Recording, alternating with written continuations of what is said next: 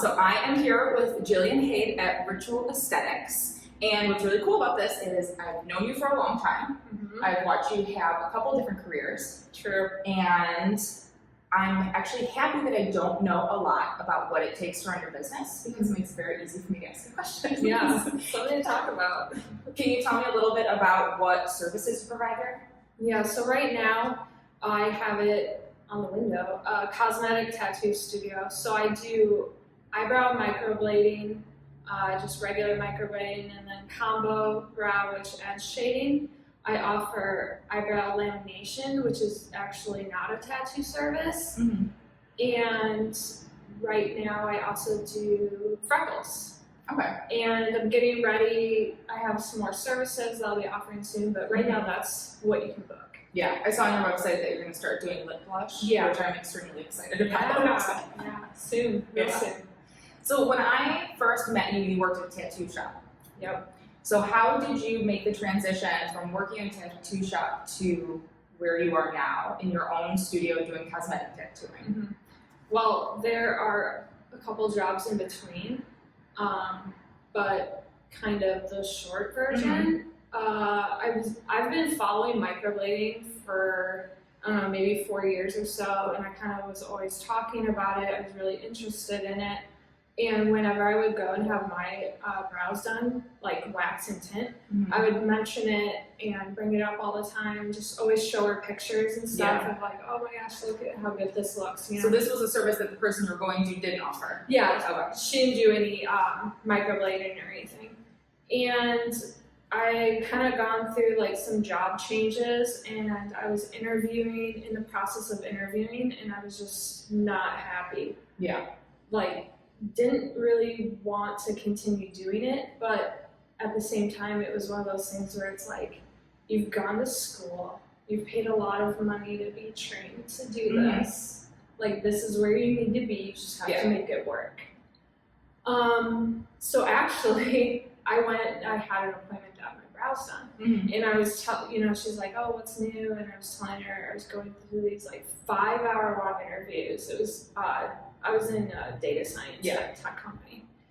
And she's like, why don't you go and learn how to do microblading? And I was just like, I don't know.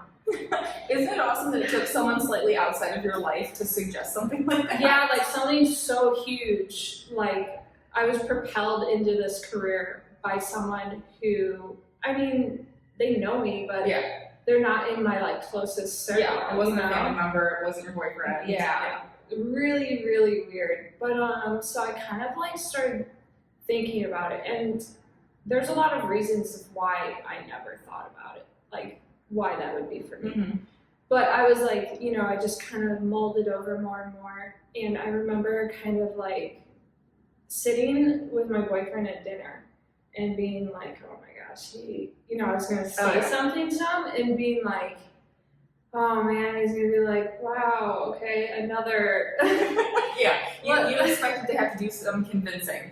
I don't know. It's not that I did, because he's always like 100% supportive. I think it was more so like I was worried about, I guess, how it sounded to me.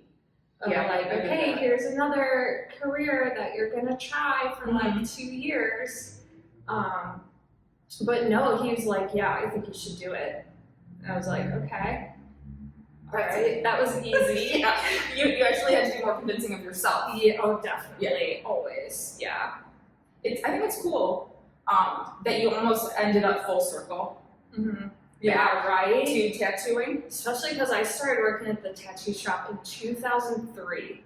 I think I would just turn like 21. Because back then, the law in Illinois, or at least Chicago, was you had to be 21. So I couldn't have even worked at the shop if I wasn't 21. Yeah, really weird. Yeah. But not too surprising, I guess. Do you want to do a little shout out to the tattoo shop we're talking about? Taylor Street Tattoo.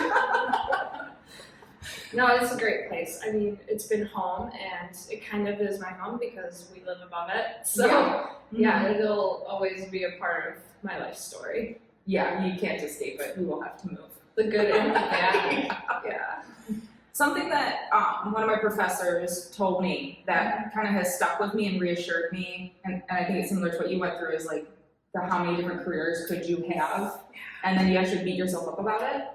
I spent my entire young adult life getting my master's degree. I am going to be in debt until I die, and I'm doing nothing at all related to that career. Yeah. But my professor said that the only way of finding out what you're good at is to try as many things as possible.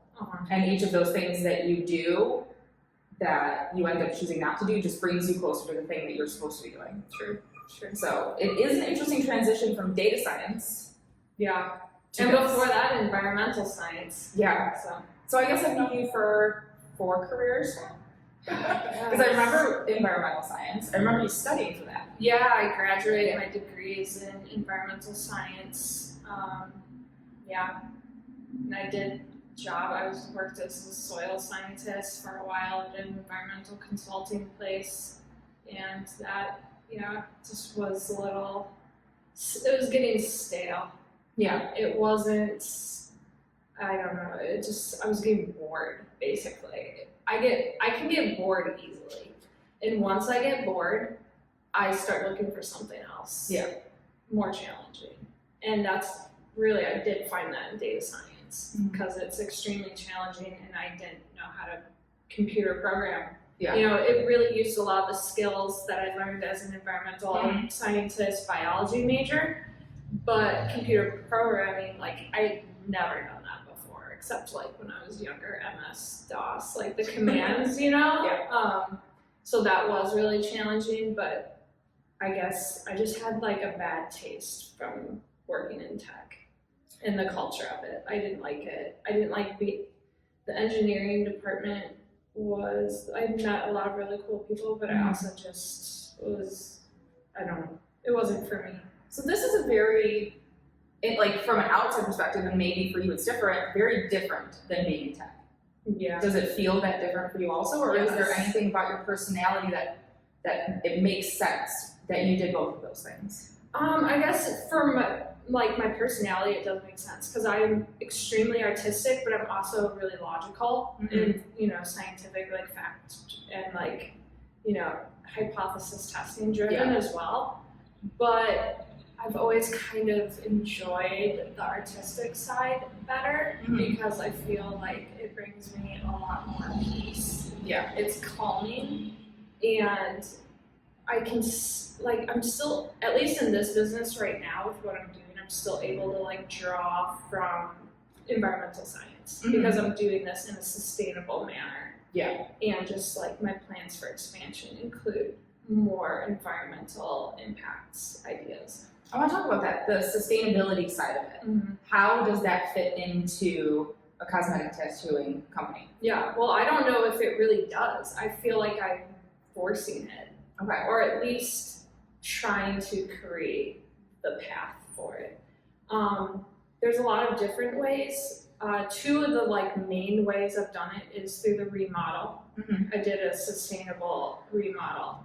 And then also I'm really trying to kind of switch over the products to be the most sustainable that I can. There's a lot of roadblocks when it comes to tattooing and sustainability, just because you're dealing with biohazard. Yeah. A lot of that has to be disposed of in certain ways. So kind of I don't know everything about it.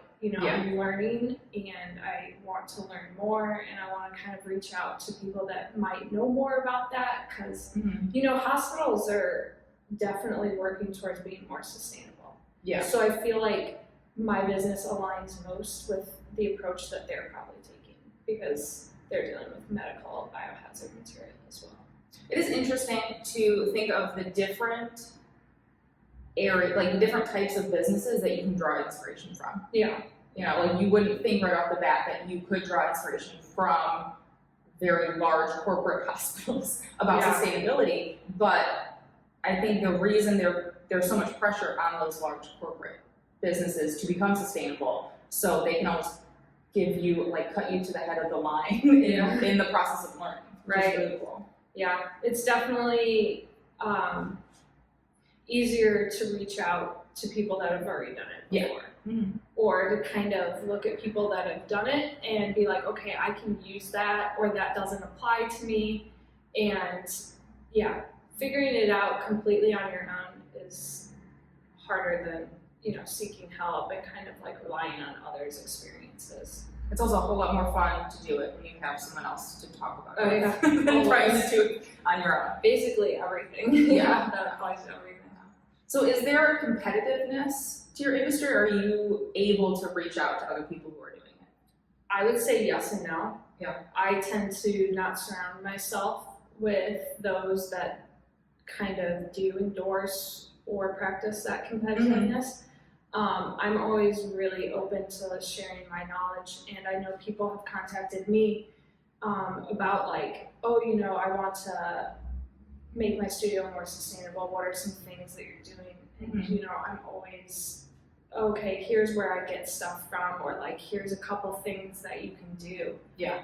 So really, I think I just try to surround myself with people that are, you know, aligned with my values and have the, you know, the same courtesy of helping each other out and knowing that like it's not a competition. There is room for everybody, and everybody has something different to offer, and your customers will find where they fit. And to me, that's more important than just casting a net and scooping everyone up. Absolutely. I want people to find me because that's, you know, what speaks to them. So I'm curious how your creative background and your need to be creative is satisfied with this.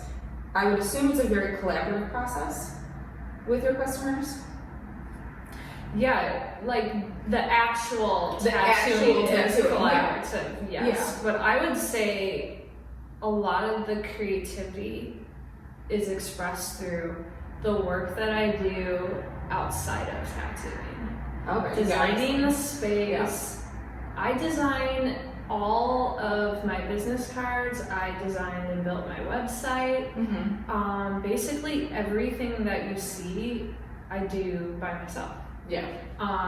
So I have like all the Instagram posts and Instagram stories. I sit and design all of those, and I think like especially the graphic designing for like business cards and pamphlets, flyers, and that stuff. I feel like I get to use a lot of the creative side. Was it easy for you to find a visual voice for your business? Yeah, it's definitely, so what I have now is not exactly what I started with. I feel like I've had probably like 3 main iterations of kind of brand style. And I had a friend who kind of works more in that space, helped me a lot in the beginning. Like we did a whole mood board visualization, like it was, I went over to Marta's house. I remember when you guys were doing that. Yeah, and she helped me a lot. We printed out tons of stuff that I had like saved on Pinterest, and we had them pasted all over her dining room. Yeah. And kind of move things around, and she helps me kind of like think about branding the way you're supposed to. And so I kind of started one direction, and it's kind of slowly morphed, but I feel like this is definitely like the most authentic to me personally. Yeah. I think it's extremely hard to find something that's authentic. I don't know, I guess, I mean, it wasn't like super easy to get here, but I also don't know any other way I would have done it. Yeah. Which I think means that you 100% did it correctly. Wow. Yeah, that means you get to be confident. Yeah. Which is really cool. Yeah, I definitely feel like just very comfortable with the look of my space and like the look of my company, and I think it just really aligns with everything that I want this to stand for. Yeah, it definitely has a feeling when you walk into the space. Yeah, like right off the bat, it feels crisp and clean, but I think the combination of the white with the natural plants like brings in an earthiness, but without it feeling too boho, hippie. Like it doesn't go there at all. Yeah. Which I think would be an easy way to accidentally do it with this many plants. Yeah, definitely. I was very like thoughtful with everything that I bring into this space. I'm very mindful of either, what does this represent to either me, what is its purpose, and kind of, what does this project to other people. Yeah, and I think that reflects in your vision of sustainability because it means you're thoughtful about your purchases. Yeah, that's very important to me. Yeah. So what do you want people to feel when they walk in the space? So I guess what I feel, because I honestly, selfish about it, but like I want to feel a certain way when I walk into this space. So I hope that's, just what other people experience as well. I want to feel calm, relaxed, confident, at ease mostly. Yeah. You're providing a beauty service, so that also helps people. The goal would be feel more confident too. Yeah. So it's a cool way to combine all of that stuff. Yeah, and I think all the feedback that I get from people, it's really cool to hear. They walk in, and it's funny because everyone says the same thing. Everyone says the same exact thing, and I'm like, I guess that's like success to me. Yeah. Because they're like, oh my gosh, it's so nice in here. It smells good. Yeah, absolutely. They're like, it's so calming and relaxing. And then when they're actually getting tattooed, I've had people fall asleep. So I'm just like, that's like the number one compliment. Yeah. And they'll be like laying down and I'll be tattooing them and they're just like, I feel so relaxed. That's exactly what I want. So. Yeah. It's almost what you would want walking into like a yoga studio. Like the serenity of it is what I think that those other industries would be going for. Yeah, and I feel like other holistic businesses, I feel like it's just very connected. And that's exactly how I wanted this space to be. Yeah. I didn't want it to fit into this stereotype. And I didn't want it to be limited by its design. I think there are a lot of stereotypes that go along with tattoo shops. That's true. So to pull yourself away from that, but at the core, it's what you're doing. Yeah. Or at least part of your services is that. Yeah. There's definitely, if you want the like traditional tattoo shop experience, you can go to Taylor Street Tattoo. It's lively. Everyone there's something going on, there's a lot of noise, but that is not what I'm going for. I want like a nice calming space. It's two totally different experiences. Not one is right, above the other, but I wanted something that did feel more I wanted something that was going to be mindful and almost like a ritual experience. Yeah. I wanted people to come in and they're greeted in the space by like a nice, calming, empty, non-cluttered, just kind of visually appealing area. I think it's cool that you brought it back to the name because there is a mindfulness and a being present with any kind of ritual. And it kind of brings you back home to yourself. Like my life, definitely I have like good and bad relationship with rituals. Rituals to me can provide lots of comfort and be an incredibly like centering part of my life, and then sometimes you can get out of hand with certain like obsessive things, but I just kind of, it's something that is important to me and is a big part of my life. So it kind of found its way into the name naturally. Yeah. Now, we talked about the creative aspect of it for you, but then there's this very large section of your brain that is logic. Where do you find that satisfaction in this business? I would say the actual like business side of it, behind the scenes, kind of going over numbers and creating strategies. Some of the things that typically people that are in holistic centered or like service based businesses don't enjoy. Yeah, or have a partner to help them with. Yeah, or Usually, either yeah. because they feel like it doesn't align with the values of like service to others. Mm-hmm. But something that I've learned through working with Holistic Business Academy is really that in order to succeed and to reach more people, Mm-hmm. you have to be mindful of that. So not to feel guilty Yeah. about, dealing with the money and, creating a plan so that you can be open another month, because otherwise you aren't helping anyone. So Yeah, and that is extremely logical. Yeah. You have to stay open to provide the services. yeah, And that's you can't give everything away for free even if you want to. No.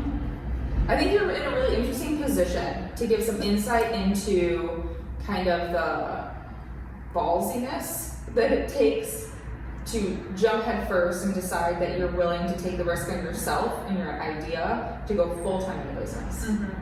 Because you've had to take some big leaps from leaving a career to doing this business out of a tattoo shop that was home. Like that was an easy, transition there. Yeah. And did you go full-time right away, or did you do it part-time and work your career? No, this is it. This is it. Full-time. Yeah. Yeah.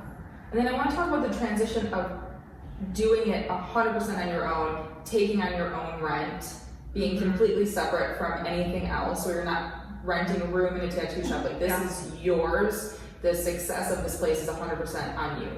Yeah. Like, what did it take, like, at a gut level? I guess I just didn't. I didn't accept that there was any other way. I didn't accept that it was going to fail, even if I had all of those thoughts running through my head. This was just what I was going to do, and I was going to do it. Yeah. People will tell me, like, when they ask me about how I got started and like how I ended up here, they're like, wow, that's crazy. Or like, how did you, I guess have like the guts to do it? And I just don't see it as being that crazy. Yeah. I guess, because I owned my first business at 17 years old. I lived on my own and ran a business, and it wasn't scary then, and I guess it's not that scary now. Yeah. But I definitely, it's not like I didn't have worry, I didn't have doubt, I didn't have stress or anxiety. It doesn't matter though, I just knew that this was what I was going to do and I was going to make it work. Yeah, it's almost like in your head there was no other option. Yeah, there wasn't. This was just, my mind was made up. I was going to build this and continue to build it. Yeah. So what are your goals moving forward with this space? Yeah. I feel like I have a lot. And And then I think that says a lot about your personality, I which is have awesome. so many, and like honestly today I was just thinking like I need to sit down and kind of organize them, because I can get really overwhelmed and just start like daydreaming, but I need to like focus and kind of get some goals like written down. But also I have kind of been trying to take it easy on myself and maybe not have so many goals, because also I'm trying to live in the moment more and enjoy like what I have now. Yeah. But some of the goals that I have for my business are definitely expanding my services. I would like to have employees, maybe that offer services that are different from mine. And I definitely, in the future, want, like, my vision for my company is to also have more retail and kind of sustainable, zero packaging retail that can help people like just make positive changes where it's easy for them to live a more sustainable life. I'd like to have kind of workshops, people come in and talk about either, meditation, yoga, kind of anything that I'm interested in. Yeah. And I feel like aligns with my kind of more holistic view of this studio. Yeah. I've been really into sound baths lately, so I would love to have something like that. And I'm not sure, like kind of just expand to encompass a lot of those different interests of mine.